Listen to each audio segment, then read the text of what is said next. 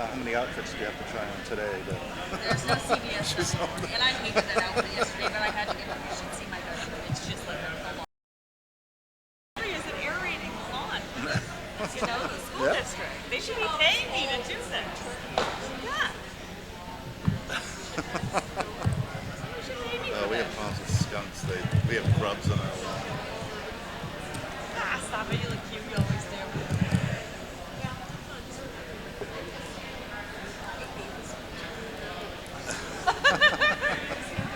That could be scary. Yeah. It depends on the kids. I'm here for moral support. That's it. I'm hoping that tonight we're just going to talk about this and not talk about. I mean, I think we've done enough on the design Well, stuff. Dan did say that he's had a lot of the armchair engineers in. He's expecting and hoping that the questions that they raise, if they're answered by you, is supposed to mark then towards the lend penalty because Okay. your DOT is supposed to lend. Yeah.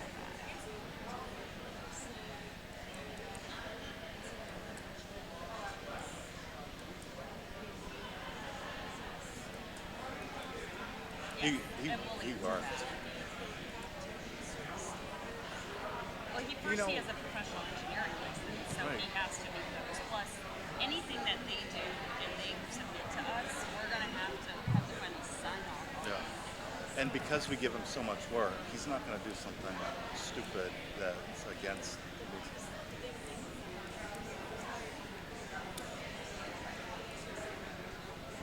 And no, he's what we go through a selection process once every 4 years, and we hire a number of firms on board that we call them general consulting contracts, so that we can go anytime we need to do something, we can pick and choose because we've already gone through an RFP process. Yep, and it's all based on their qualifications. It has nothing to do with cost. So.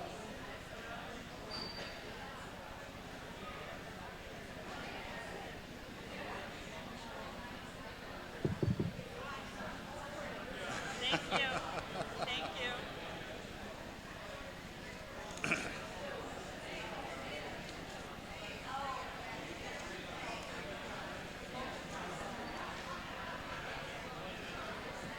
So I talked to Chris Johnson last night, and the man who's been there was the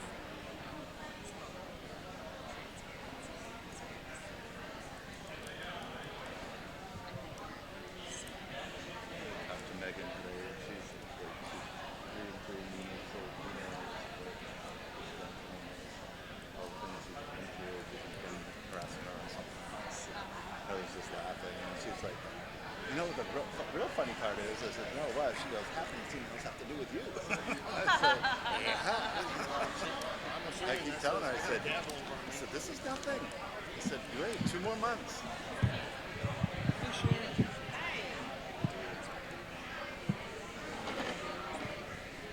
I'm always next to the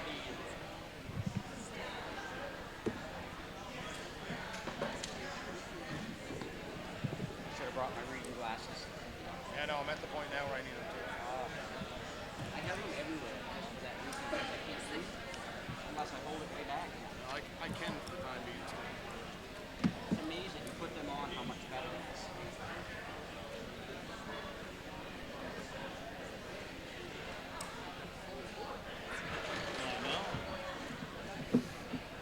So you just say that it's a selectmen's meeting, we have some stuff we have to take care of prior to.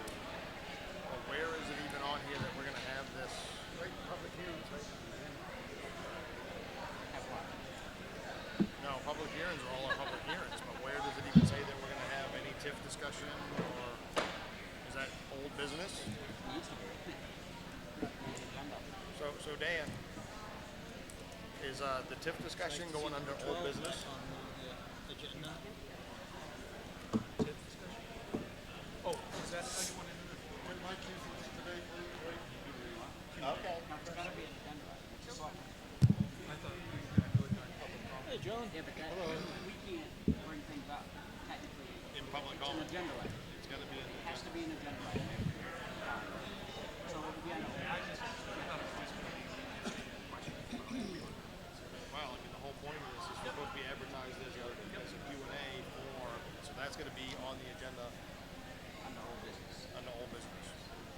discussion or?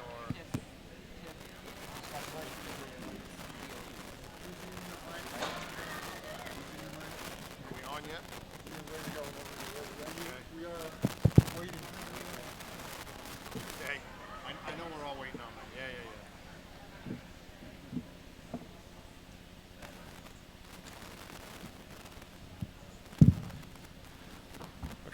Okay, first and foremost, we'd like to apologize. We were doing a evaluation at the town office, so we're running a few minutes behind. We apologize for our tardiness. I guess first thing I want to do is an announcement that this is going to be a regular scheduled selectmen's meeting, so we are going to have some public hearings to start this off before we ever make it to the discussion on the TIF. They should run fairly quickly. It should not be long at all. But that being said, we do have some things that we have to get through first. As always on the Boothbay Selectmen's Meeting, the first thing, I guess I should probably call this meeting to order. And the first thing on the agenda is the Pledge of Allegiance.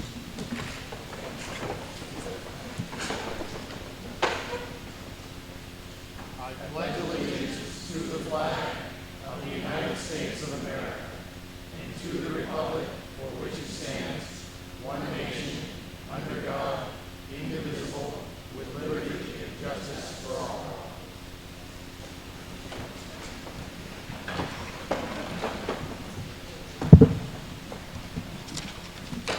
So we're going to enter into public hearings. And the first public hearing is Boothbay Craft Breweries, Inc., Lori and Wynn Mitchell, map R4, lot 165, located at 301 Adams Pond Road. Renewal of class 1, 2, 3, and 4 liquor licenses, and the renewal of restaurant license. Second. We have a motion to approve and seconded. Any discussion? Public comment? All those in favor? So moved. Second public hearing, or excuse me if I'm loud. Cabbage Island Clam Bakes, D. Wayne Moore, map R9, lot 15, located at Cabbage Island. Renewal of innkeeper's license and liquor license, class 1, 2, 3, and 4. Malt, spirituous, and vinous. Renewal of special amusement permit, class C. Second. Any discussion? All those in favor? So moved. Coastal Maine Botanical Gardens, Inc., William Kalina, Executive Director, map 4, lot 109, located at 132 Botanical Garden Drive, Boothbay. Renewal liquor license, restaurant, class 1, 2, 3, and 4, and renewal of special amusement permit, class C. Motion to approve. Any discussion? All those in favor? So moved. Ocean Point Inn and Restaurant, Anthony Crayson, owner, map U3, lot 23, located at 191 Ocean Point Road. Renewal of liquor license, class 1A, malt, spirituous, and vinous, innkeeper's license, and special amusement permit, class C. Motion to approve. Any discussion? And all those in favor? So moved. Oh, sorry. Five Gables Inn, Steve and Susan, Plostiner? Plostiner. Thank you. Map U15, lot 20, located at 107 Murray Hill Road. Renewal of innkeeper's license. Motion to approve. Any discussion? All those in favor? And we're on to our first public comment. I'd say we can move on. Approve the minutes of, or I will entertain a motion to approve the minutes of March 23, 2016. So moved. Second. Any discussion? All those in favor? So moved. And we're off to reports, Dan. So we are in the midst of finishing the last of the floats, I think, on Murray Hill. There was some repair work that needed to be done there for Public Works. And we also have been doing some work out in front of the Ocean Point Inn, actually.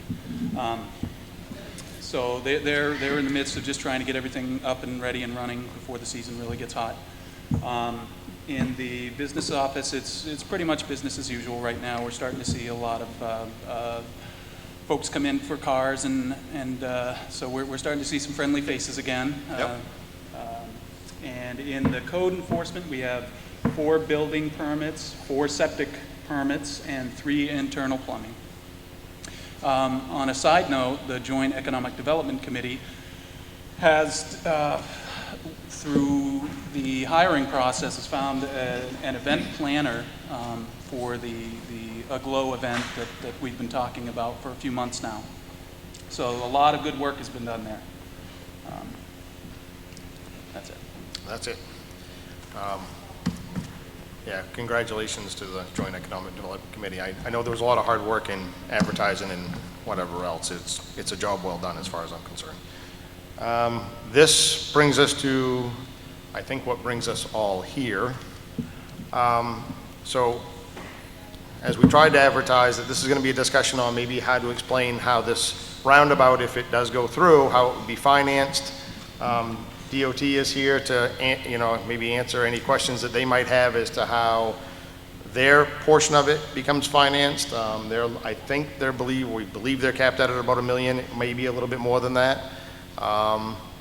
So I think the way to handle this, I guess, is to see what we have for questions as we've done in the past.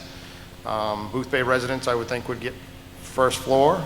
So if anybody from Boothbay has questions, show of hands maybe. All right, so you're just looking, people are here just to find out, which is fine. Maybe afterwards we could ask this question. Once you explain how the TIF works. Sure. If there's questions afterward, maybe we ought to do it that way. And then also, we probably want to speak to the BPI agreement that the DOT would be representing. So we were here to discuss, so you're going to be our Yep. going to be our resident expert. Yep.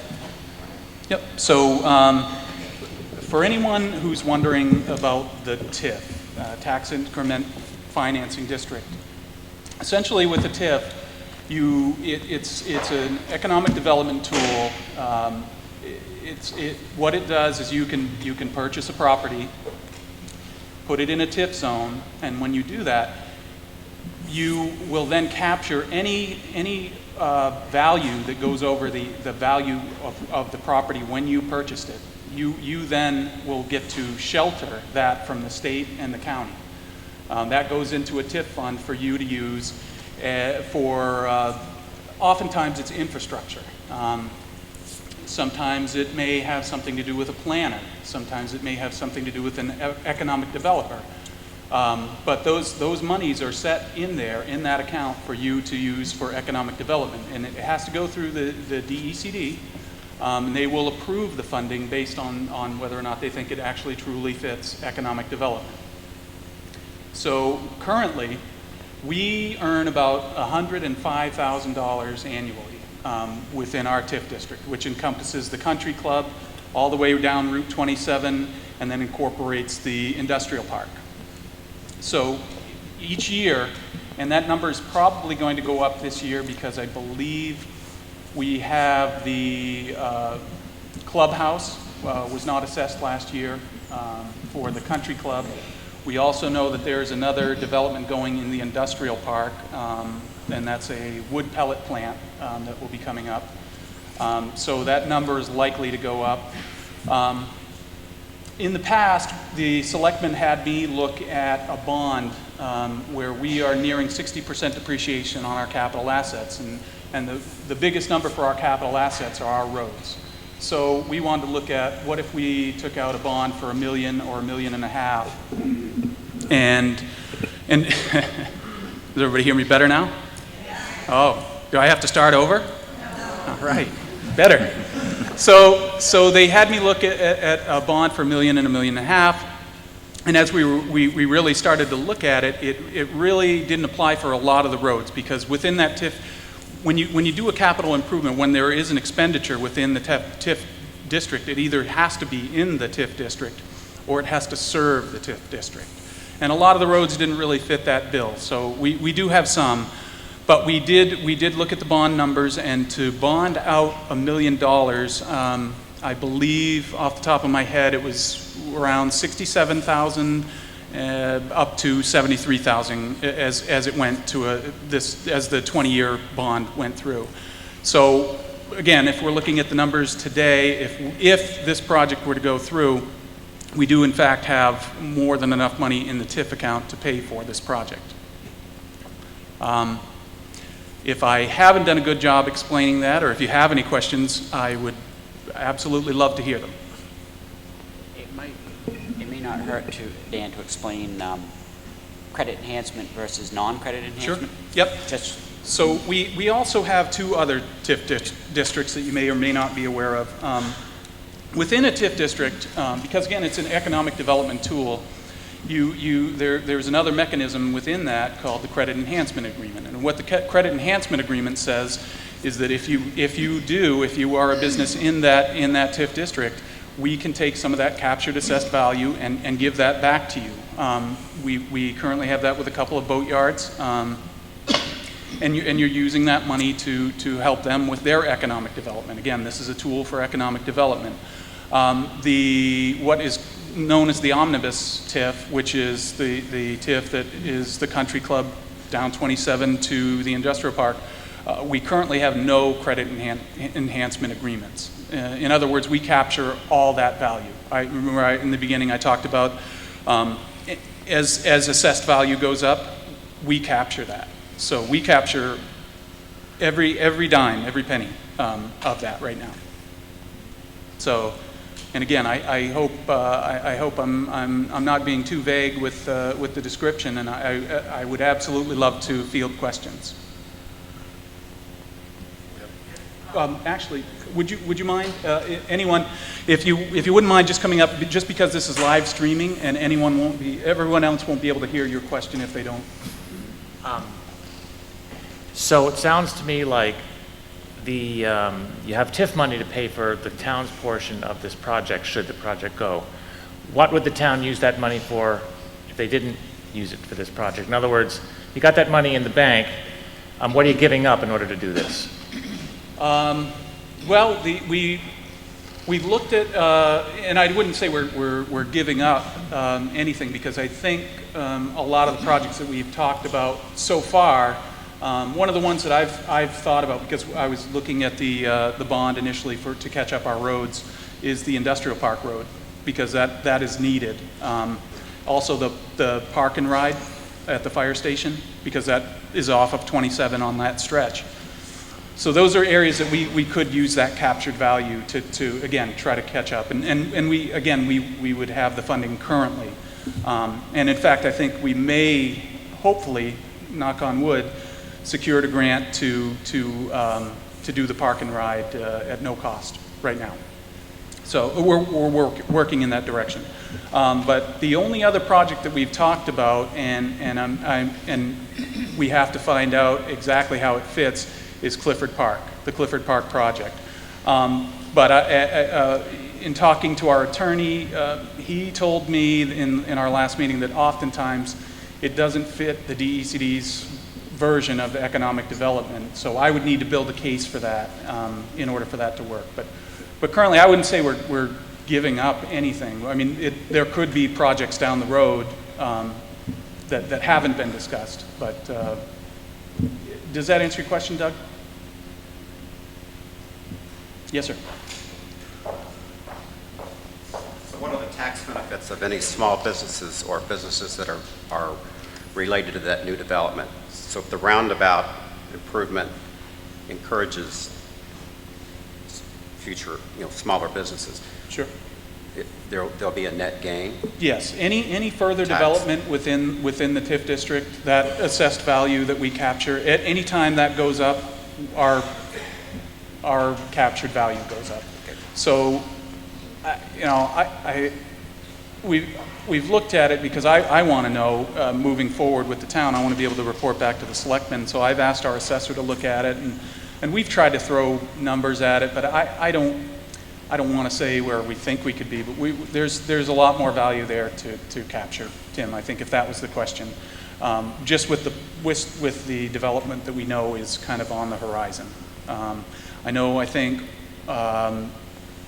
Knickerbocker came in the last meeting and talked about the village area that they were going to create, that would add to the value.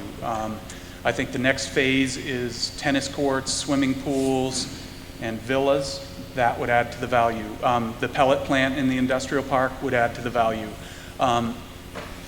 Anything else that goes into the industrial park would add to the value. It would be on the date of the that we created the TIF is when we actually are able to start capturing value, because you have to start at that base number in terms of assessed value. And again, as it develops, as that number goes up, that's what we're capturing. Did that answer the question, Tim? Thank you. Anybody else? Somebody else? Yes, ma'am. Now, Pam, be easy on me. Just wanted to know, could the TIF money be used to put water and sewer up to the industrial park? It's on 27. We've talked about it in and out for years and years. So the answer is yes. Okay, so that could be used for that. It doesn't have to be strictly a roundabout. No, that is, yes. To answer your question, Pam, yes. You're welcome.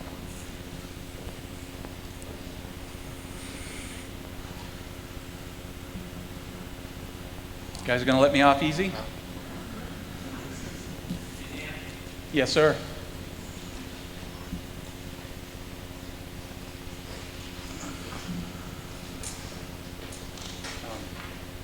Frank Fassett, Boothbay Harbor, but taxpayer in Boothbay also. How much debt does the town currently have? 0. So no debt, and this would be then debt that's covered by the TIF. Yes, Frank. Yep. That's great. Yep. Okay. So we, again, probably, we wouldn't have value outside of that. Okay, I don't know if Steve is ready. Oop, sorry.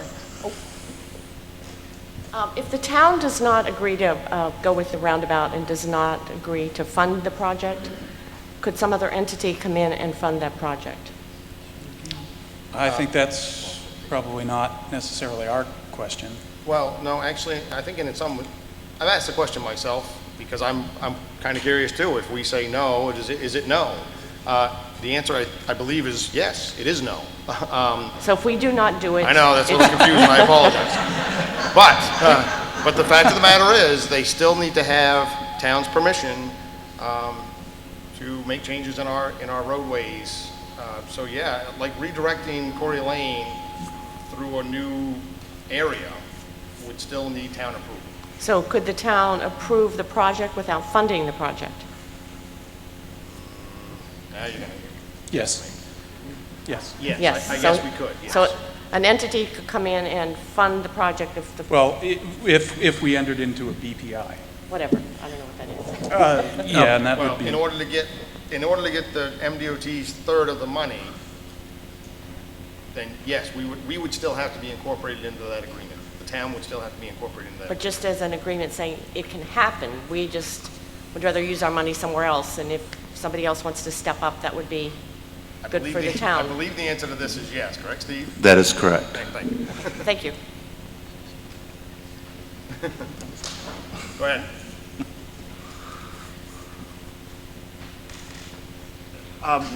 You guys and Knickerbocker have made it sound like that the botanical gardens are a big part of this, and they want this, they need this. Are they going to help pay for it? They should help pay for this. They should pay for a huge part of this. If this is going to help them, and they want this, they should pay for this. They've got the money. I mean, come on. I'm not necessarily arguing, but that's not my question to answer. Well, Sorry. come on, man. You know? I understand, but that's not my question to answer. Oh, man. This is... Yep. Well, we got two coming, so Let come on him- up. Yeah, Let him go first, just because he can respond right directly to that. He's from the Botanical Gardens. I'm Bill Kalina, the director at the Botanical Garden.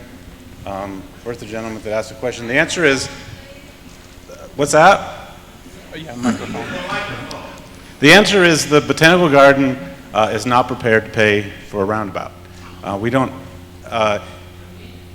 need it. We support it.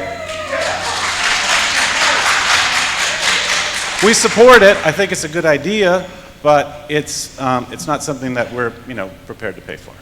But we're certainly happy if somebody wants to come along and pay for it. Yeah. So. So, Bruce McDonald from Back River Road. So, after hearing, 3 of these meetings now, third one, and thinking about this for a while, I'm a skeptic. I guess I would call myself an optimistic skeptic in that I would like to understand why this is needed.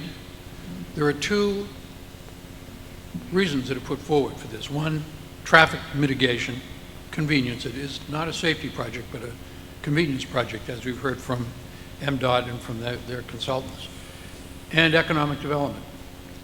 But I'm 77 years old. I've had a lot of experience with people making claims like this. I have yet to see the evidence from any independent source that this is going to accomplish both of those main goals. And I guess I would... Mr. Chairman, this meeting was called to talk about the TIF. Correct. There are a lot of people that didn't come. They're working multiple jobs because, trying to make ends meet. Some people that Roundabout might benefit. They're not here. They didn't come because they understand the TIF situation. Right. And they expected this to be a TIF meeting. If we're going to get into a pro and con thing, I really don't think that's fair. This was supposed to be a meeting about the TIF. Actually, I think it's about the roundabout. That's what it said on the sign at the center. This is supposed to be about the roundabout. The sign said this is about the roundabout. That's what it said in the of course, conveniently not in the newspaper, but it did say in the electronic newspaper. No, it said it was about the roundabout. That's what it said. So that's what it said. For clarity, I got to ask. I mean, what did it say in the paper, and what did it say on the? In regard to the roundabout, which is the entire discussion incorporates the TIF, the roundabout, the BPI. Right. That makes it a little challenging in the position I sit in right here. I apologize. This was supposed to be clearly advertised as the BPI and TIF discussion.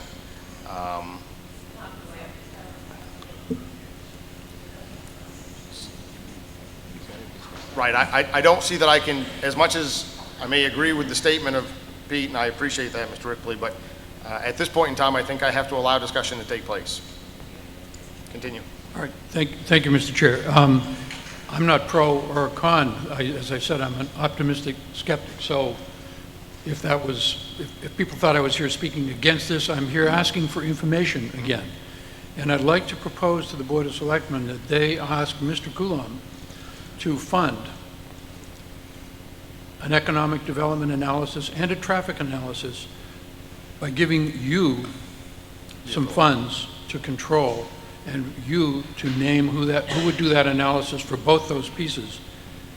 I think that would give a lot of people a lot more assurance if the answers were to come out, yes, this will help economic development, and here's how it will do that, and yes, this will mitigate traffic through here for whatever periods of time. Yes, that will do that, then a lot of people might be more prepared they'd have better information going forward. So I'm asking you to do that. I'm asking you to make that proposal to the developer. And I don't know what it would cost. I suspect it might be $100,000 or something like that to get a couple an independent analysis of the situation for those 2 questions. That's my comment. Thank you very much, Bruce. Steve? Yes. Sorry, but does the state have them numbers currently? I mean, the traffic flow, you must have done some sort of a traffic study, I would assume. We did the actual traffic counts that were used and what the consultant did his analysis with. I don't see that there are any issues with what I've seen from the consultant that was hired, and I don't think you're going to see much difference in hiring another consultant. Who was the consultant working for? It was working for Mr. Coulomb. Okay. I have to ask the question. Thank you. Yeah. Ma'am? Still a ma'am. So, I've lived here my entire life, and I have never once seen any kind of economic development through the shipyards or anything, and I've, as I said, been here a lot longer than 92% of you. The state is going to nail us somewhere, somehow. I remember when they came through and they raised our tax base, and people lost their homes on Ocean Point because people who had lived there for years could not afford to continue to pay the taxes. They were on fixed incomes, they couldn't do it. I agree that there are lots of things that we can do to improve this area, but I think there's been an awful lot of fancy footwork and a lot of silver-tongued people standing around talking about this and how it's going to do this. I think we have a lot more research to do. Number one, has anyone looked at whether or not the state is going to come in here after this big influx of business and whatever? Our tax base is going to go up because Augusta is going to want a piece of the action. We need to be more mindful of that, and we need to think about the people that are being displaced. When someone comes and says, I'll give you 4 times what this piece of property is worth because I want it, nobody ever gave any thought to the people that lived there, rented an apartment in that house, and were displaced. Where the hell are they? Not one of you knows where they went.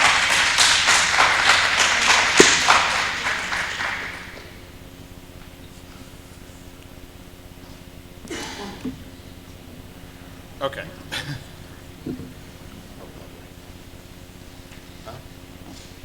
No, I know. Well, every time I think we're going to get moving on, we're not going to move on. I have some questions for the DOT representatives. When was this proposal that we've been discussing first brought to your attention? Oh, it's been a while. It's been... I'd like a specific date, if you can help me with one, please. I don't have a specific date. It's been on and off the table for many years, in many different forms. Originally started in 2002. I'd like to know about when this particular version of the proposal for a roundabout was brought to your attention. I'd have to go back through my records to find that. I'm skeptical because the town voted less than 2 years ago, if I've got my chronology correct, against a version of this proposal. Many of us thought that we had spoken quite emphatically in regard to that proposal. This one isn't all that different, but it is in a different location. Consequently, sometime after, it would seem to me, the town declined to continue to move forward with the previous version. This version was brought to your attention, and it was brought to your attention by someone. So I'd like to know when, or approximately when, it was brought to your attention. You should not have to go far back in your records, or I would expect in your minds to locate a date for that, at least an approximate date. It's been close to a year. Sometime in the last year. Yeah. Well, that's a better, that helps me. Thank you. Who is it who brought it to your attention? The Knickerbocker Group. The Knickerbocker Group, and was it brought to your attention by a single individual from the group or a committee from the group? Who brought it to your attention? I'd like to know precisely. May have been Danielle Betts. Excuse me? I think it was Danielle Betts that... Yeah, fine. Yeah, we're getting to the TIF. We're getting to the TIF. Well, it's not, and again, Yes. I know I'm going to get accused of interrupting, but this is kind of a point of order. I'm trying to figure out what these fine details... It's not a fine detail. Okay. It has to do with the DOT and what is interest in this and who is pushing this in Augusta and so forth. When the proposal was brought to your attention, did you have any discussions with people above you, perhaps with the governor's office in regard to this? No, I have not. Right.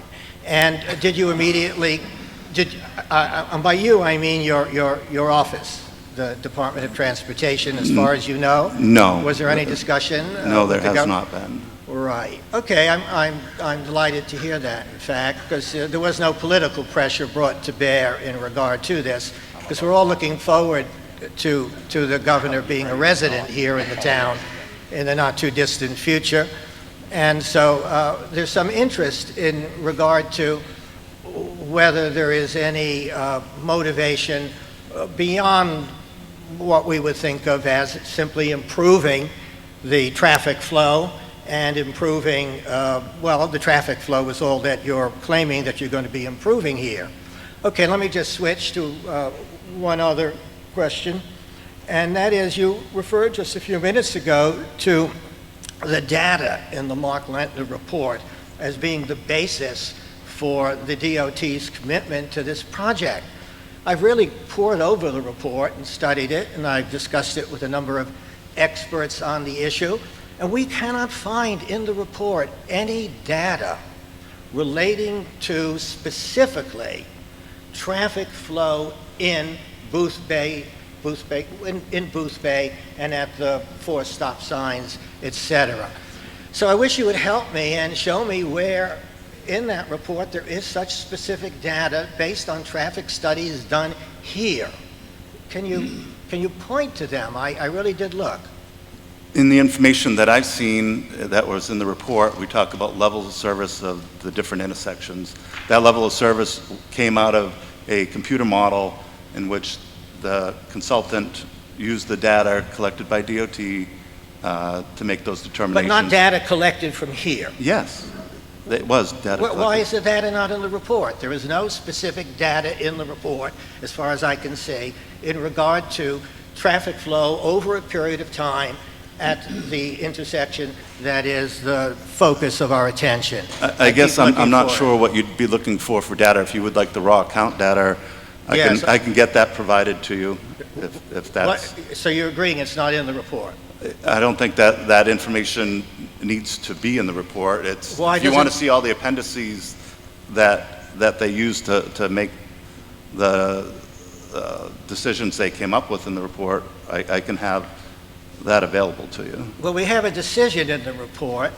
It seems to me a pre-cooked decision, but that's because I'm even more of a skeptic than the former person who asks questions. I just don't see the report as being persuasive in regard to the data that it presents. And I would just like, yes, I would like to see that data. It's not in the report, and I would be happy to get it from you. Thank you. And I'll be happy to provide you that. And do you, Tim Otley, Back River, and do you make appointments for citizens to explain information to them individually so that if for some reason they can't comprehend what information has been presented to us, that you might nurse them through some information? We do not. You know, I'm not here to sit with every single person in this room to discuss this. One, this is not a DOT project. This is something that was brought forward to the department, and if it's something that this town does not want to do, we're not going to do it.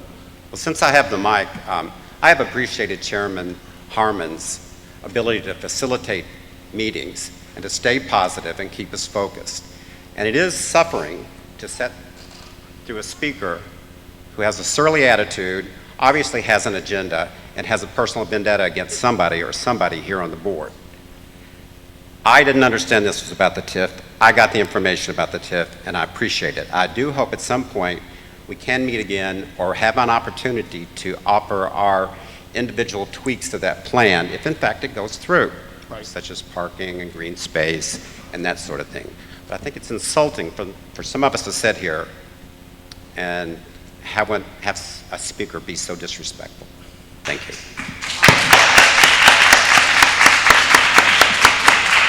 Clap for that.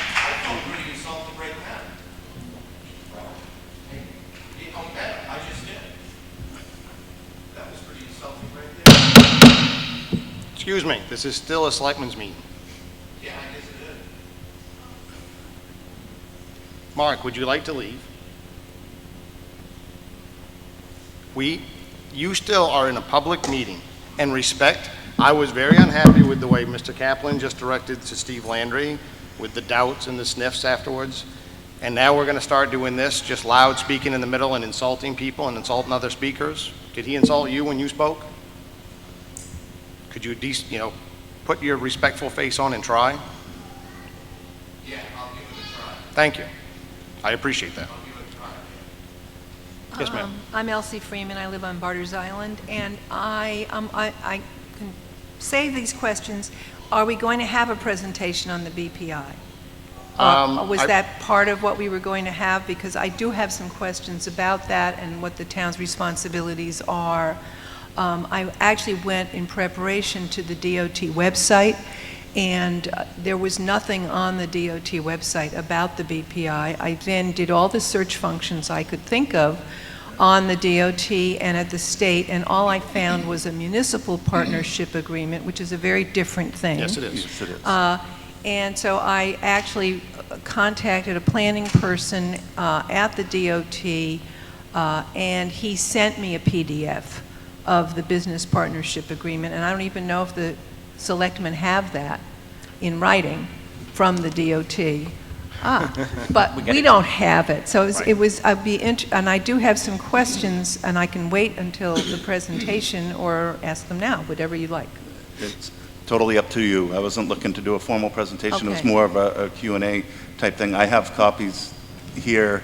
I'm not sure why it's not on the website. It isn't on the website, Okay. but, but I think it would be helpful for, perhaps could we put this on the town website? I would actually on website say that it would be great if there was a tab, so you could just get all the meetings and everybody's comments. Roundabout information. About information, a roundabout tab. Right. But I think one of the questions I did have that does come out of this is it does seem to speak to the fact that the town is the entity that manages this project if we go ahead and improve it, and the town, and I wasn't quite sure what that meant. Like, does the town get the money from the DOT and the money from Mr. Coulomb, and then you oversee it, and how would that work? Probably Steve's the one to more take the helm on this, but I'll do the best I can, and please correct me when I stumble over myself, because I will. But we'd become the administrators. We'd be the financiers. The MDOT would have an inspector on site because it has to meet their specifications. But the town becomes the financial administrator. We're the ones that all the bills would come to, the pay recs would go through, and we manage the money aspect of it. But again, because it's their road, their inspectors would still have to be making sure that whoever the contractor was did everything up to snuff So as far as Mr. Coulomb or any other business entities would have to give the town the money. There would Correct. have to be and we have the resources to do that? Well, I guess I'll say it is this way: in order to have an opportunity to get to pay for something at a third of the value, I think we'd make those our people available at that point in time. And then I had another question, which is a little bit off, and it's the larger question of, if I were going to vote on something, I'm a little vague on what would I be voting on, and it's like Mr. McDonald, I'm kind of missing a lot of information. And I've been listening to people's comments. I went to one previous meeting, and I did try to read all of the selectmen's minutes for the pertinent meetings. And what it appeared to me is that while we were told in the first meeting this is just about the roundabout and just about financing the roundabout, everybody's questions were really about the common and about how we as citizens, if we live on Back River, if we live on Barters Island, how do we negotiate? What actually does Quarry Lane look like in the new plan? And people have been wondering about what happens with the common. People have been wondering about parking on the other side of the common. We sort of have a little picture about this village that's being built, but we don't really have the full idea, and how is that going to impact traffic? So what I wanted to bring to people's attention actually was in my search for the BPI, which I didn't find, the first thing that showed up, front and center really, in bold letters on the DOT website was the Wiscasset traffic improvement plan. And I wanted to share with people to have a go look at that, because what that does is, first of all, it's actually being paid for entirely by the DOT. They're doing the whole thing. Well, Route 1 is a big problem, so I could understand that. But it was a really wonderful presentation from a citizen's point of view in 3 dimensions, walking you through what would happen when you're going north, what happens when you're going south, where are you going to cross as a pedestrian, the new sidewalk plan, the widening of the sidewalk plan, the flower boxes, the new purchase of a parking lot, all of which is being paid for by the DOT. It gives the citizens a sense of answering their questions. Where would I? And could we have something like that? We do. Yeah, we do. What? They have a 3-dimensional, we have a fly-through. It doesn't, but it doesn't include things like, where's the sidewalks? Would we want sidewalks? If I want to park... I don't believe you've seen the video. I could be wrong. But it showed a walking view, it showed a driving view, coming and going. It was very nice. And it has the sidewalks, Yes, and it it does. has the bike path, and how Yes, I'm going to get from the parking lot. Oh, It shows you coming where's from... the video? It's been all over Facebook. It's not on your website that I can find. Okay. I did try. Channel 7's, I know, has it. I hit that link too, and it's not so easy. On their Facebook page, I believe, is where it is.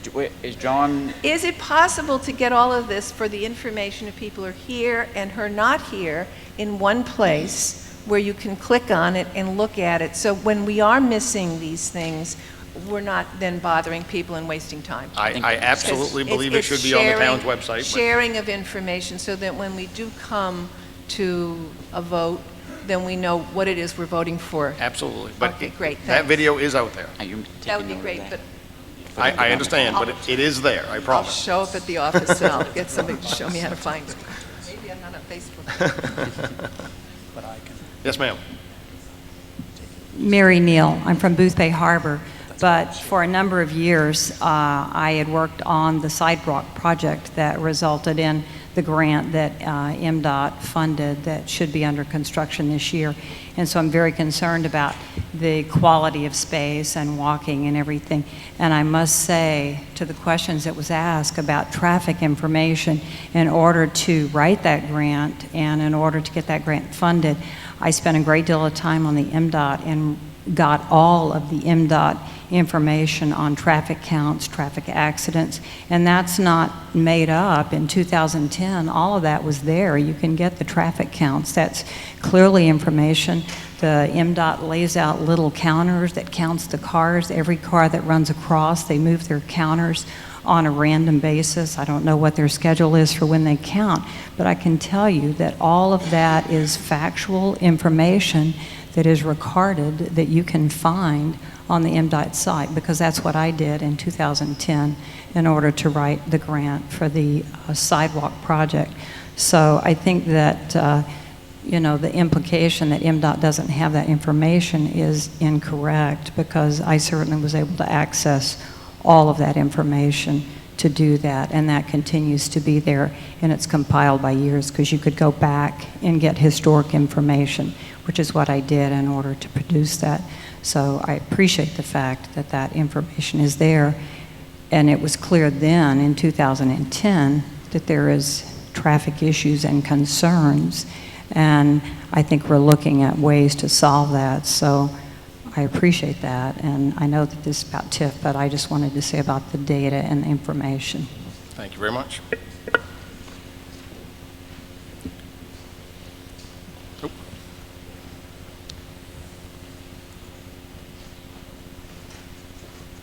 Pete Ripley, East Boothbay.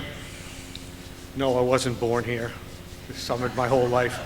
Live here now. 2 stints on the planning board and a go-round on the first comprehensive plan. It's not within a year that that intersection has become an F. It's been an F for a long time, and I'll sugarcoat it by leaving it as a single F. It is a problem. More people have almost been killed at that intersection than can say it's smooth sailing. It really is a tough intersection. And you just need to go up there and sit and watch, and you'll see it. See it when Southport dumps, or when the shipyards are coming and going. It's a traffic problem up there. This is a great opportunity, not just for the town of Boothbay, but for the entire peninsula, including Southport. Something like this doesn't come along very often. I'll date myself a little bit, but back when Russ Peplaw was the town manager, there were federal funds available for a bicycle path out to Ocean Point. And everybody laughed and said, who would ever want to ride a bicycle out to Ocean Point? Well, wow, wouldn't that be great now? This is another opportunity to benefit future generations. This town can't survive as a retirement community. Unless you do a big-scale operation like Sun City, you can't survive. We need the businesses and we need the young people. Somebody recently mentioned the drop in enrollment in the schools. So, we don't need a roundabout. That's just the opposite. The enrollment in schools is because we can't keep the young people here. My kids can't stay here and work. They had to leave to find good jobs. It'd be nice to bring some of the good jobs back, keep some good jobs here. Last winter, there were 15 storefronts down in the harbor closed. How many more do you think it's going to take before people realize they need to shop local and we need to build the local economy? Thank you.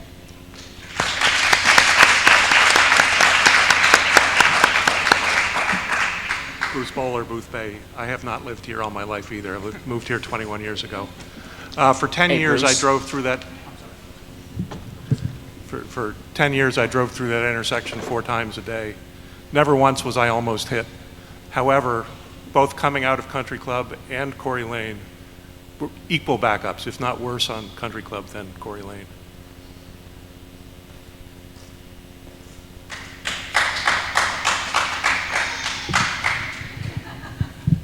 Whoops.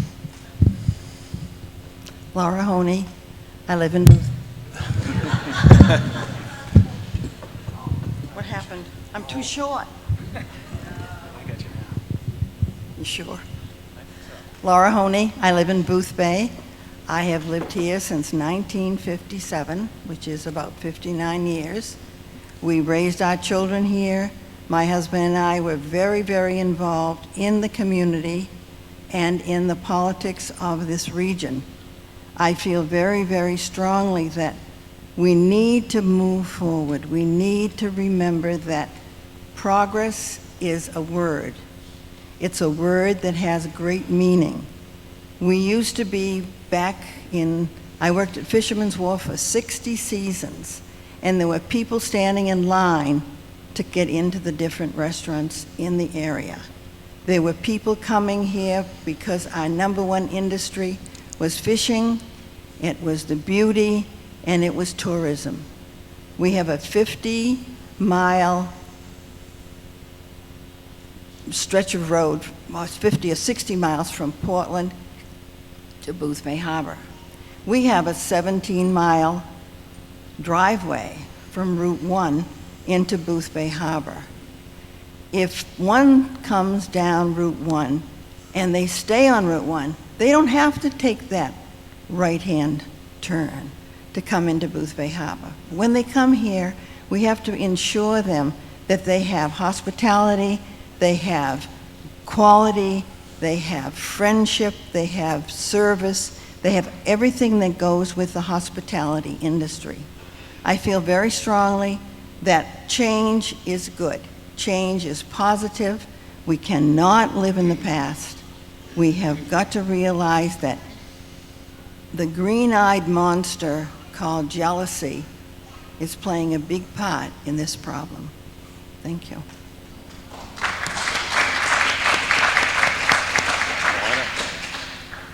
I'm Helen Meserve, and I live on Southport. I will be using the roundabout every day to go either north or south. Can you tell me if there are other roundabouts in the state that have 4 crosswalks?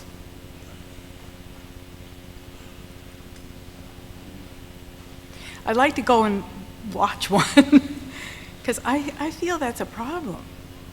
Every time you start, you're going to stop and start and stop 4 times as you go around this roundabout.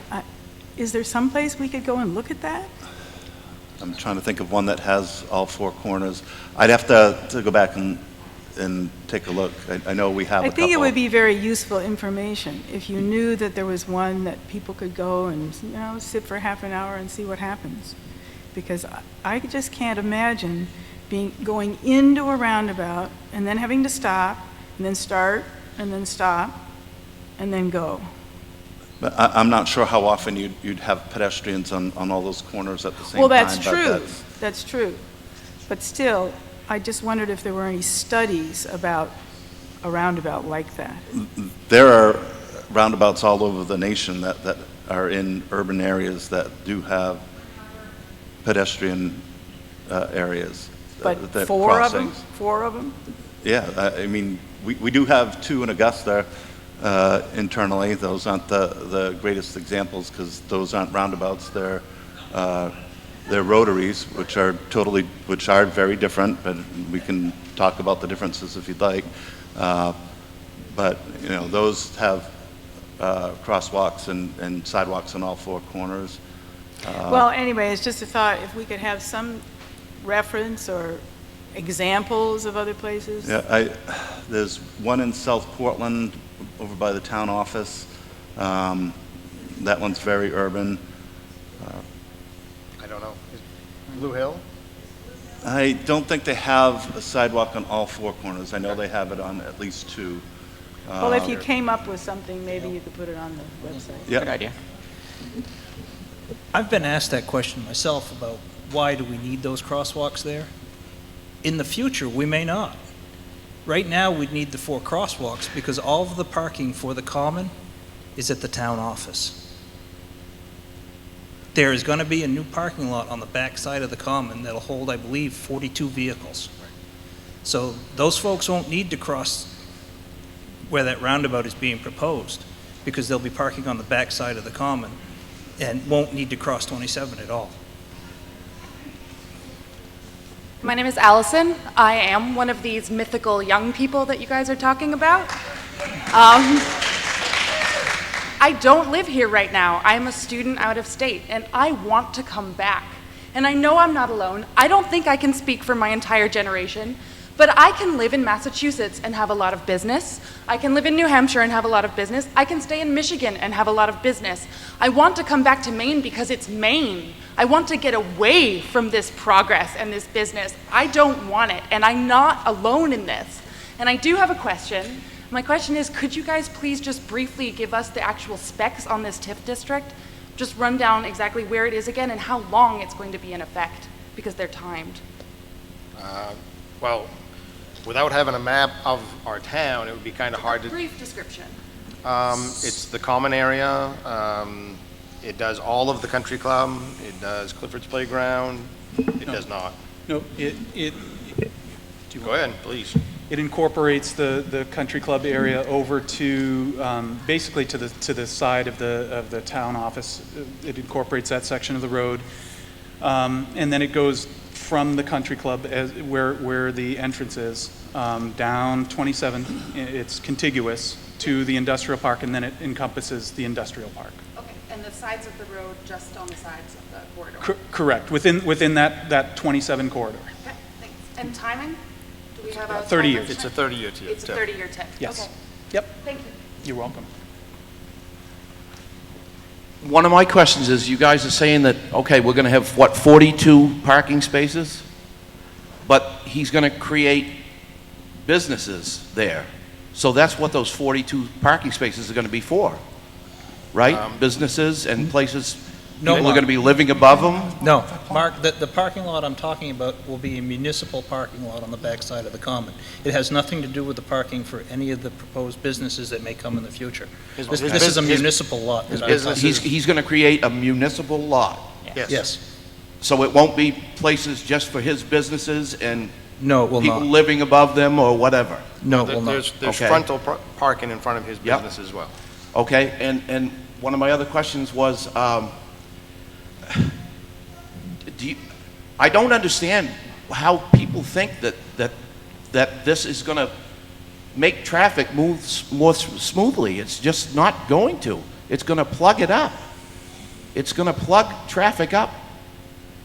Traffic is going to just slow right down. It's going to slow down to a crawl. I don't understand how you guys think it's going to move more smoothly. I just don't understand it.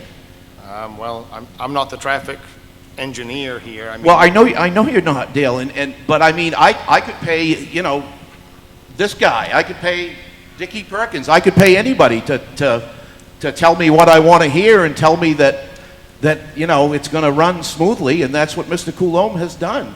We need, if we really want to do this, then we need to get somebody independent and pay them to do this. I don't think it's right to just have Mr. Coulombe pay for somebody to do this. And we've already heard that earlier tonight. I'm not opposed to the concept. Well, that's okay. That's my point. I Yep. mean, you know, he can pay anybody to say what he wants them to say. Right. No, Dan? Yes, sir. If the town was to get an independent consultant to look at the data that is gone into this report, could monies that are currently in the TIF fund be used to pay for that? Yes, because this would be a TIF project, and in these instances, this is considered economic development. So the answer is yes. I have nothing against Mr. Coulombe. I know him personally. My boat is tied up next to his. I like the man. He's a nice man. And I've got nothing against his businesses. He's a nice man, and I wish him well. But I just think that this roundabout is ridiculous. I have to drive down through there all the time. The one time that I have to stop is when the farmer's market's going on. And that's it. And then I hardly have to wait at all.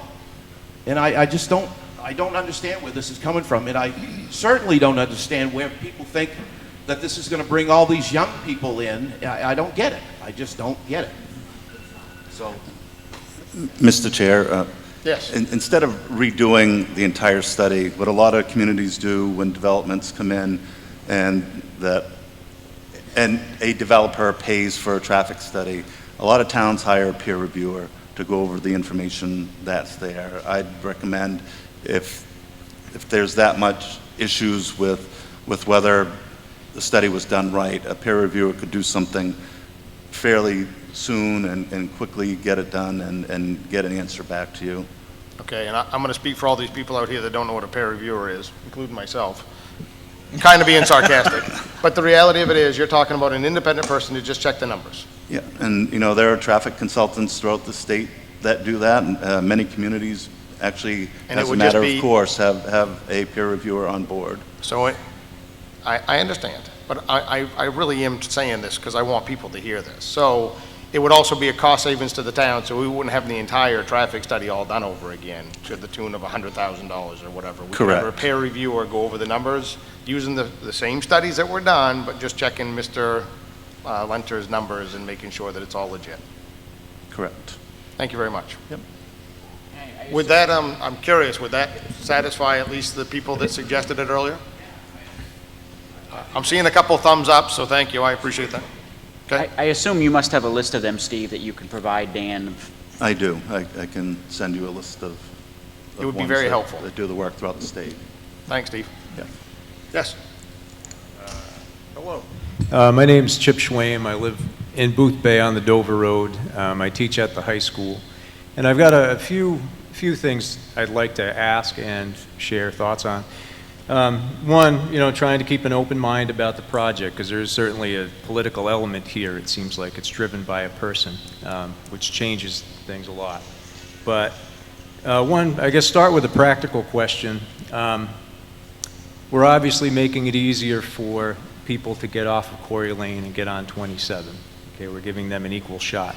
At the expense, and this is kind of getting at Mark's point of view, of slowing down Route 27. So, I have to think there's some modeling software that would give us a worst-case scenario of how far traffic will back up.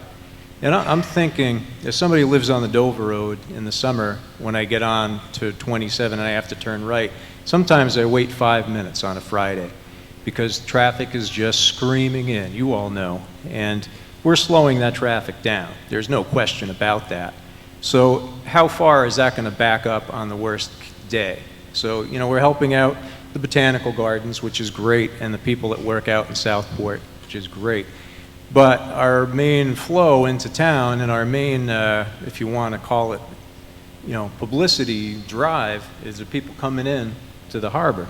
So are we going to have them wait in traffic at Wiscasset for God knows how long, breathe a sigh of relief, take the right onto 27, and then it gets stuck back up, when the traffic's at its worst? So I would like to know in the worst case scenario where that would be. And before we build this thing, I think that's a really important question, because we're trading something, no doubt. I guess one other point is a small one. I ride my bike a lot, so from Dover Road to school in the good weather.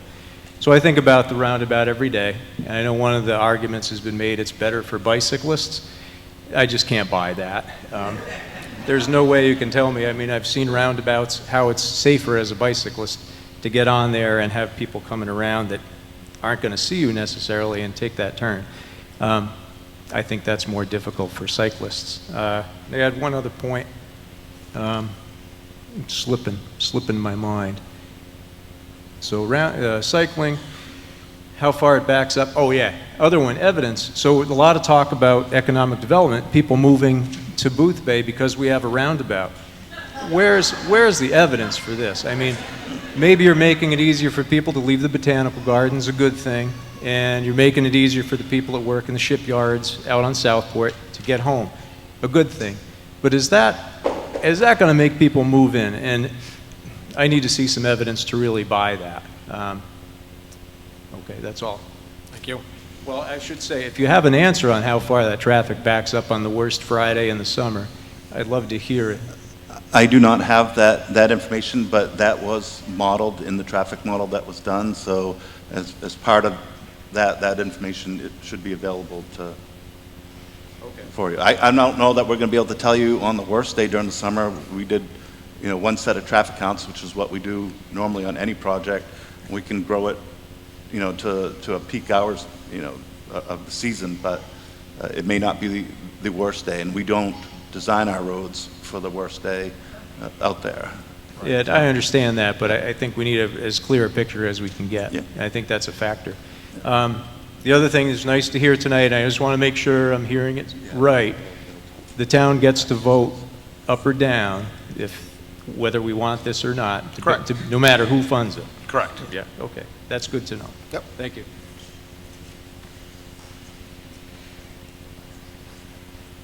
Hi, I'd like to speak to am I speaking into this thing? A little closer. This better? Okay. I'd like to speak to the issue that having questions about this proposal is somehow anti-development or anti the future or anything like that. I don't have any such feelings, even though I have not been born here. I've lived here now for longer than I've lived any place else in my life. That's what comes from being the daughter of a diplomat. But I do not understand the logic of where this is being placed, because like Mr. Utley, I live on Back River Road, and I'm looking at that proposal, and I do wish we had something more to look at than that Technicolor show and those maps that were given out, which are very pretty, but they're very pretty because of all the plantings that are placed on it. But it seems clear that if you are coming from Back River Road and you want to go anywhere, you have to either go left, crossing traffic going both ways, which is worse than we have now, or you go straight, which is quite a distance if you want to go any place that way, meaning the urgent care or Southport or anything, to the south part of Boothbay Harbor. And so at the very least, there should be a way of going from Back River to the right. There is now, you all have on that pretty little paper. I'm not saying that in a demeaning way, but it's just not very informative. You have a place where there will be parking for the post office, and there will obviously be traffic going both ways from Corey Lane. Thank you, Corey Lane, in and out of that. It could go right from Boothbay, from Back River Road, to avoid having to go all that way and then that away, which is just causing more traffic and more time. Talk about time. So that's one thing. I just think it's not very well thought out, and that's just one example, and it's my example because I live on Back River Road. But there are others. The business about the new parking that will come about, that will be municipal parking, and that everything will be changed then, worries the hell out of me. Why isn't that part of the plan? I mean, what? It's on the plan. Yeah, but it isn't on the plan that there's going to be parking that is going to be available for people who want to go to the farmer's market, for example. That are going to be available. You know, it looks like it's parking that's going to be right there where he's going to put new businesses. That's what it looks like. So it's not clear that there's anything else. I have two other questions, slightly off that, but I just want to say that where the roundabout has been placed now, I think is the worst of all possible. It would have been better at the earlier place, I think, because this is going to cause such a commotion of traffic coming in each way. And there may be places where you have 4 pedestrian crossings, but they're usually around the edge, not going this way. So that's one thing. I just think it's very badly planned as it is now, and not because I'm against the future. The other question I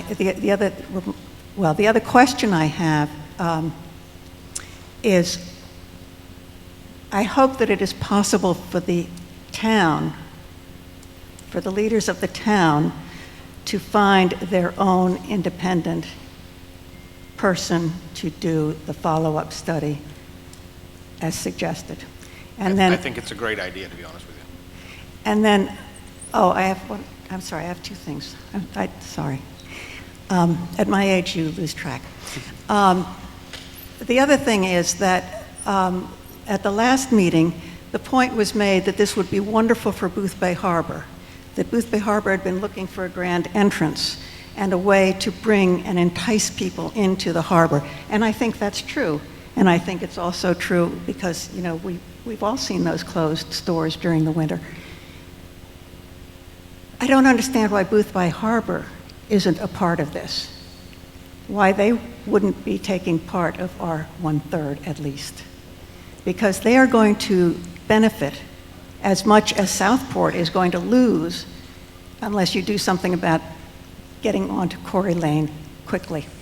Okay, and my other question, which is separate from this, is about something else that was brought up last time. And I had the impression that it was tied into this whole plan, and that is the new ambulance building.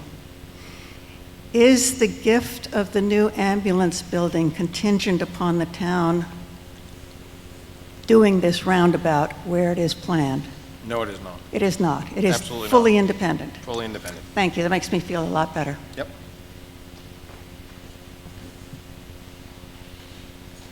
Okay.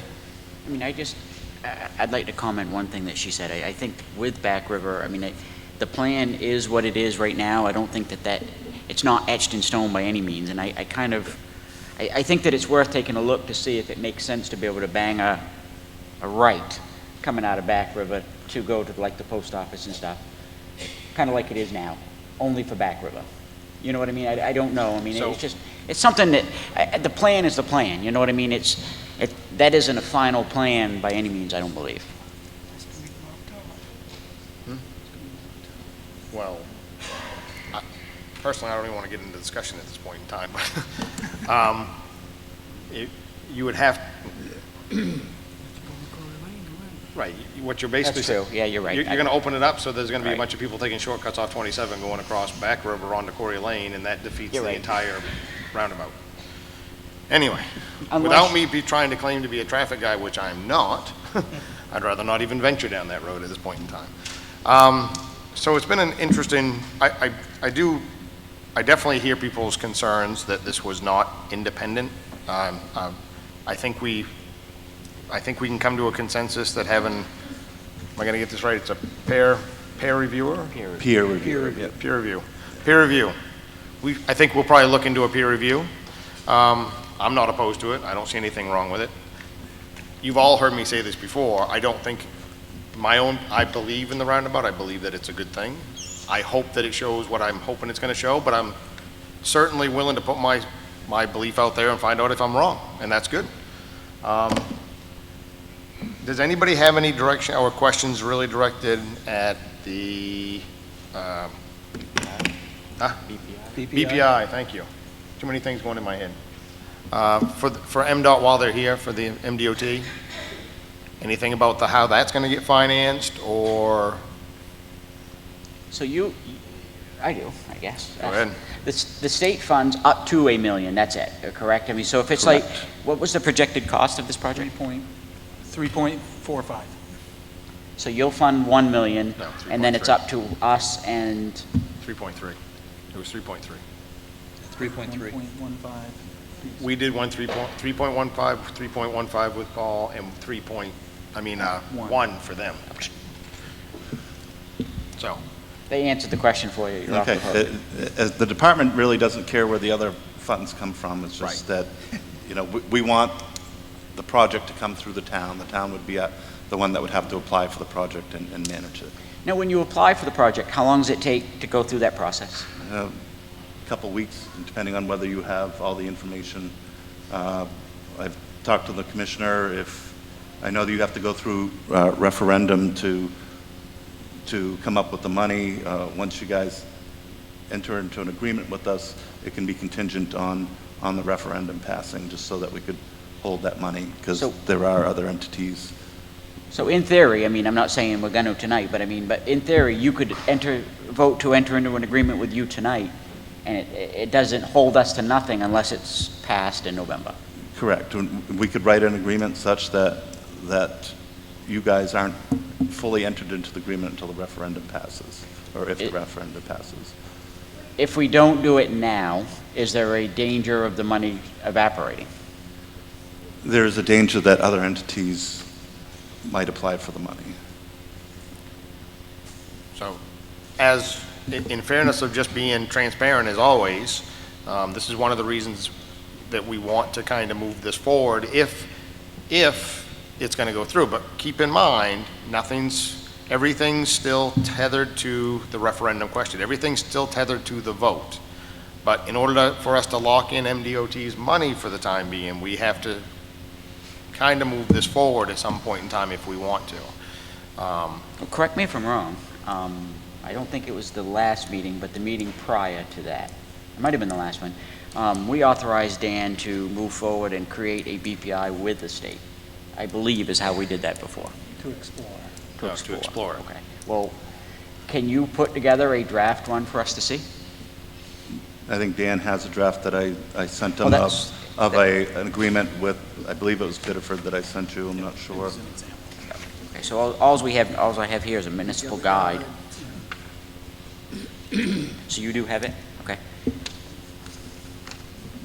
Could you email it to us? Sure. I'd really prefer you to take the mic again, if you don't mind. Hold on. Is it possible, in the interest again of communicating, for this to be on the website so we could all see it? I would actually say that having a draft proposal on the website before a referendum would be clear, because we would know part of what we were actually voting for. Yeah. And I think, again, a really clear plan that answered all people's questions right there, where you just get onto the town website, if you don't go to Facebook, would help everybody know what it is they're voting for. I would agree. And I think Dan, I think that will be his project for tomorrow or the next day. So. Oh, great. Yeah, great. Actually, it would be like any other referendum. We would have packets in the office, and we do put that online before it comes up. So yeah, but yes, to your answer, or your question, yes. And I think I've just been given marching orders, so. Similarly, could I request the wording of the referendum itself, if possible? It will be the wording on the website. Before, Hold on. As far in advance as possible so that we know the exact words of what we're voting on. Yes. Yeah, because we haven't even. The reality of it is, gotten to that the stage. earliest you would see a referendum would be November. That would be at the earliest. And I'm only speaking for myself, but we've always been pretty good about not having special town meetings because you get special interest either for or against, doesn't matter. But a presidential election is the best time because that's when you're going to get the most turnout. If the town turns out 2,000, 2,500 voters, whether it passes or fails, you know the true intentions of the town, period. So. And, yes, ma'am?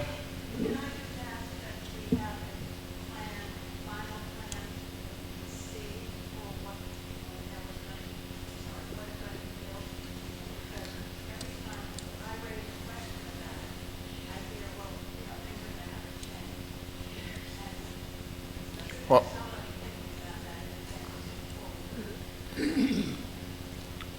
I think the best way I can answer that is obviously we're going to try to get as close to a final draft as possible between now and then. Primarily, most of the draft that we're going to have to get written up is what's going to meet MDOT standards. And that's going to go for a lot of things. I believe that's even going to go down as far as sidewalks because you have regulations and size and width and things like that, even where the sidewalks go. So that when we keep on saying there's things that can change, there's not a lot of things that will be able to change, but certainly planters and lights and things like that, fixtures, those are types of things that people will have a lot of say in, but the roundabout itself has got to be built to MDOT standards, size, compliance. Yes.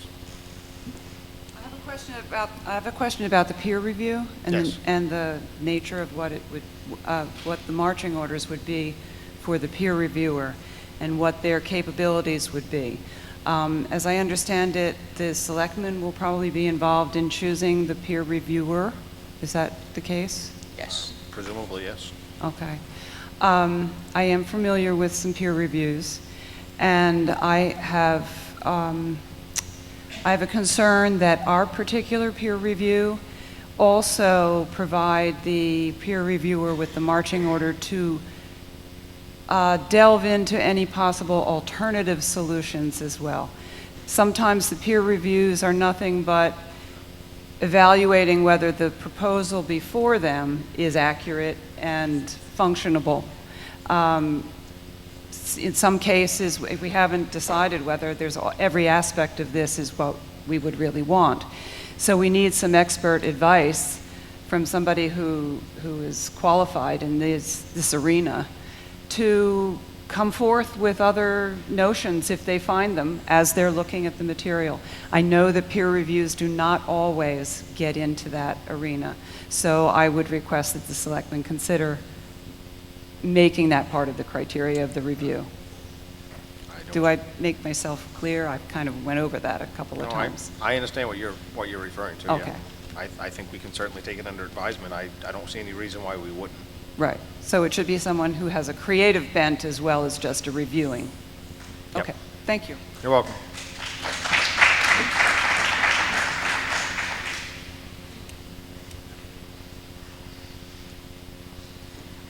I'm Ron Bastian from Boothbay. I just think before this goes to the vote for the referendum, you hear little bits about what's going on around for the development side of this.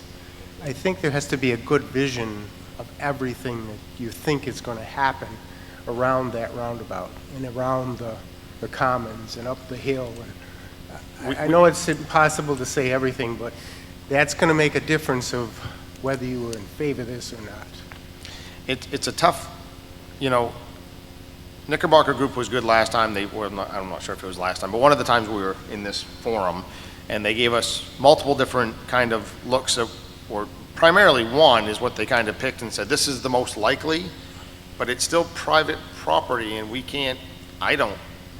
don't know exactly what's going to unfold out of there. I'm not going to sit here and tell you that I know exactly what's going to unfold up there.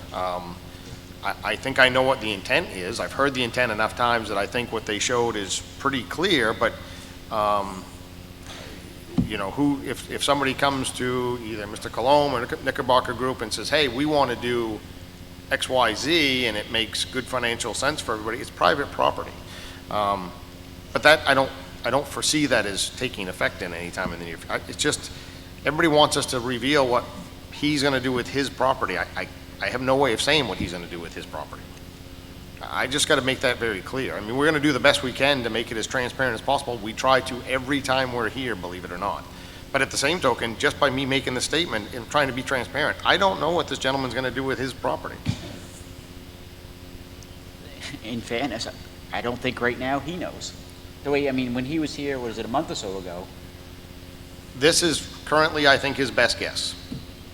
Is the best way I think I can define it at this point in time. I hope that answers your question, but I can't. I'd love to be able to put up here and say, this is what's designed, this is what's going to be built, end of story, but we're not there yet.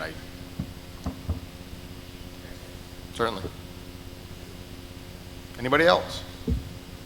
One thing I would like to see for our next meeting, our next selectmen's meeting, is to have a draft BPI before us to actually vote on. If we're gonna, we ought to secure the monies regardless. I agree. So, sorry. I just, the next, I requested at our next meeting, which is the end of the month, 2 weeks from tonight actually, to have a draft BPI between the town of Boothbay and the state. Regardless, we should secure the money one way or the other. So if, whichever way it goes in November, the money's there. 25th. So if that's what we're looking for, in the Business Partnering Initiative, on the first page, BPI grant requirements, we're going to need answers to all those individual italicized sections. How is this project going to be a betterment to the state transportation system? Who's going to be the engineer that's going to be doing the design work? That you're asserting that this is going to have a 10-year useful life. Okay. That you're going to be able to deliver the project within a year and finish within 2 years. That there's been public involvement and what your future public involvement is going to be with future meetings like this. Right. And that any right-of-way that's needed that's currently not state property is going to be turned over to the state for where state roads are moving. In the second, on page 2, it talks about economic development and job creation. If you can talk a little bit towards that, that may be something you may have to get some more information on from Mr. Colomb. How this is impacting safety. What is the benefit to the people that travel in this area? What is the degree of betterment, and you know, quantitatively talk about how it's going to be improved. You want to talk about the cost of the project and what the match is, and you know, I don't think we necessarily for the draft need to have who's going to pay that. By the end, by the time we sign the agreement, we're going to want to know who's going to be paying what. Who shares? Okay. Yes. But those are the things that I need to do a draft by the 25th. Is that? I don't hate to put you on the spot, Dan, but is that possible? So sure, yeah. I mean, I met with the DOT. What was it, last week? Everything's running together. This week, so that goes to show you. But I've been poring over the document, just trying to see, you know, what it's about, and the plan was to have the next meeting, to have that before you, broken down a little better. So yes, I think it's certainly feasible. Yep. Be careful what you commit to, because we may be asking you to do get a price for a peer review for next meeting too. I will be very careful then. So that'll be on our agenda for Correct. the 25th. Correct. Okay.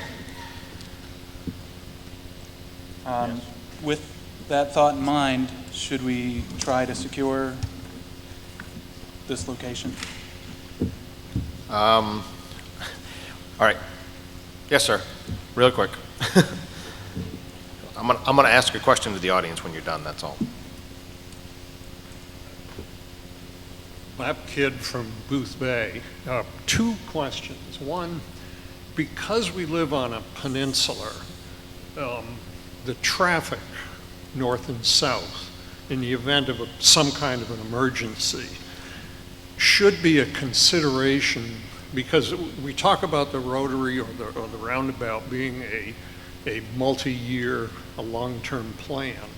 As more traffic develops, you know, when there is an accident on 27, there has to be routing to get people around. And when you have an accident in a roundabout, it's kind of like controls all of the traffic that's moving. And we ought to actually think a little more broadly beyond the roundabout, how in the event of emergency with an evacuation route you actually get on and off the peninsula. Is there a limitation? I've puzzled over that. And the other question I have, I don't really understand the TIF. I mean, I do in the big picture, but most projects like this, the opportunity to have cost overruns are always breathing on you. And what I'm wondering is how the TIF is really going to work, and how much money it can raise, and how much on the margin are we with regard to the cost sharing. And that would be a useful thing to understand in the proposal to the people, because what we don't want to do is to have the weight of the thing come back on our shoulder. I understand, but I think I can answer at least a part of that. The referendum question will say the town of Boothbay will be allowed to, or the selectmen will be allowed to expend up to $1.15 million and not to exceed. So we will be capped at that, whatever that top is. We wouldn't be able to expend any more than that. Speaking to as far as the emergency, I mean, early on, well, I say it was prior to I think it was prior to the first meeting, Knickerbocker Group actually had a meeting with all the fire chiefs as well as the ambulance chief. And they discussed many things about the roundabout, and to my knowledge, that went very well, and they were all very supportive of the idea. So our EMA director was not part of that, but I don't know if he's talked to them since then or not. Just one more thing, speaking to cost increases, you know, Yes. you'd enter into an agreement with us. If you put this out to bid and it comes in at $4.5 million and the town doesn't want to move forward, the department's not going to hold you to that. We'd rip up the agreement and move on to the next community. So, you know, it's not like you're going to be bound to it. Once you start the project, you're going to be bound to it. But you'll have a chance, you know, if it comes in way beyond and you don't want to take on that extra cost, the department's not going to force you to build the roundabout or the project. So I appreciate that information. So at some point in time, I'm going to speak for myself. I will not speak for the whole board, but we would like to, or I would like to start holding our selectmen's meetings back in our town office, but we do not want to cut anybody short from this. So as long as this arena, and as long as Andy is willing to allow us to have this arena, obviously we'll try to do this as long as we can, but at some point in time we kind of have to move back to the town office in the town of Boothbay.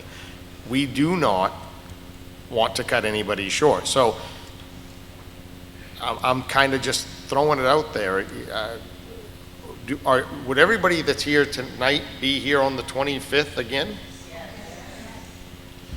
Honest, going back to the 25th, there's not going to be much to discuss on the 25th. We're going to have a BPI agreement in front of us. So this is one of the reasons I'm asking. Dan's going to have prices for a peer review.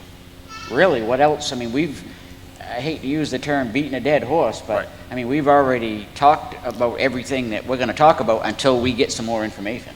So I just don't see that being a big item on the agenda. In fairness, MDOT will not be here on the 25th. Well, I mean, we will be discussing our agreement with MDOT, but they won't be present in the room. And again, we're going to discuss about financing a peer review. So, Dale? again, yes. Sorry. I think what these people are trying to tell us, and I understand where you're going, Steve, but they want to be in this room listening to us talk, so if they have a question, they can ask it. It's not the same as watching it streamed. Now, I know we're being watched streamed all over the peninsula, But these people want to be able to sit here and ask us the question if they have it right then and there, rather than have to approach us 2 or 3 days later, right?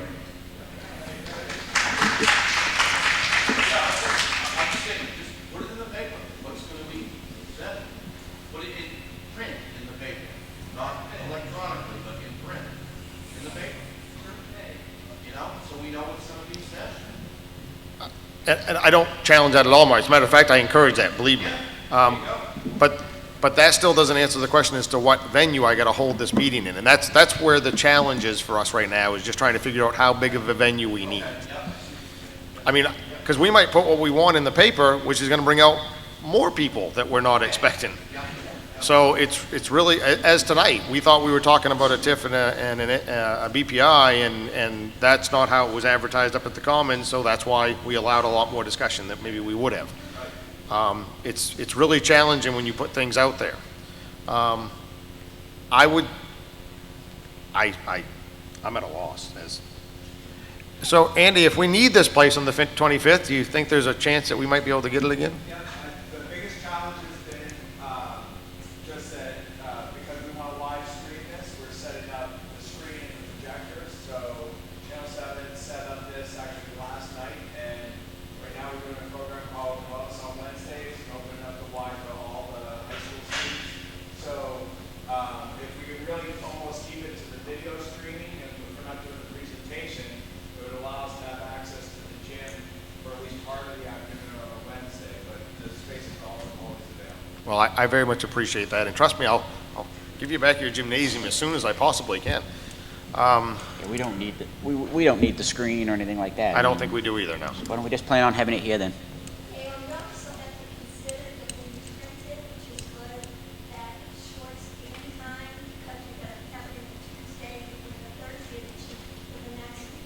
Yes, I understand. That logistically, and Mark, I think I touched on that with you, that's the reason that, I mean, we're using another entity's facilities, so it does make it hard that way. And we did try. I can tell everybody here, my youngest son and I went out this weekend, and we hand-delivered over 700 flyers, which you can imagine a 15-year-old was really happy to be doing on the weekend. I got the suggestion to make I think from Mrs. Kaplan, to make a sign for the Common, and we made a sign for the Common. We had it on the town website. We did literally try to saturate it as best we could. The one version we did miss, unfortunately, was print, but we had it everywhere else we possibly could. So, yeah, I'm sorry, Marcia. Marcia Solar, East Boothbay. I have one question for the selectmen. I would really appreciate it if you would be willing for the next meeting to each of you speak very briefly on how you think the roundabout is going to increase our school population, improve job opportunities for our young people. I just feel that the roundabout has nothing to do with any of that. And I'm not against change. If you can speak to how a roundabout is going to accomplish all of the things that people have said about positive changes for the community, I would really appreciate it. Thank you.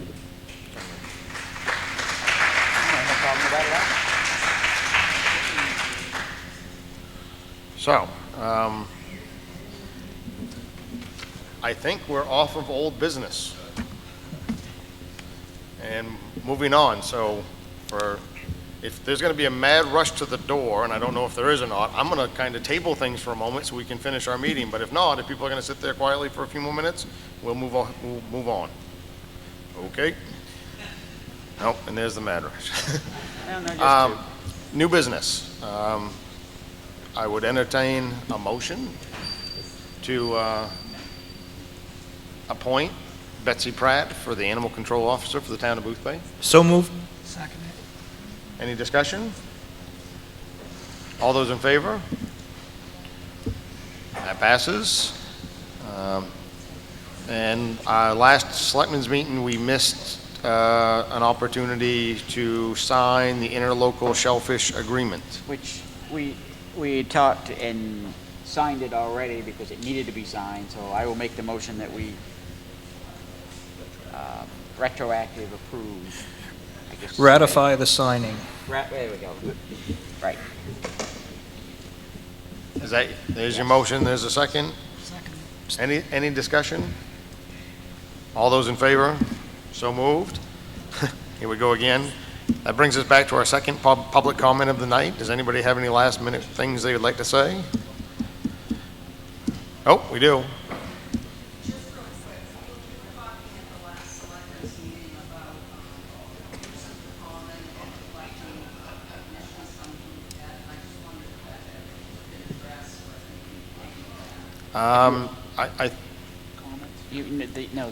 That antique dealer that wanted to use the commons. That's for the, well, hopefully for the next meeting. Yes. Okay. Right. We were trying to schedule for somebody, and I'm not sure what their names are, but there's a person, there's an outfit that wants to use the common. They charge admission to get in. They're not a Nonprofit. right. They're not a nonprofit. This is for profit. We're going to call them in and have a discussion with them. Okay. Does that answer your question? I think Okay. it'd be safe to say a financial discussion with them. Yeah, it'll be a financial discussion. So I'll entertain a motion to review the warrants and sign, So moved. and I will entertain a motion to adjourn. Oh, sorry. All those in favor? There we go. And I'll entertain a motion to adjourn. So moved. Any discussion? All those in favor? We go.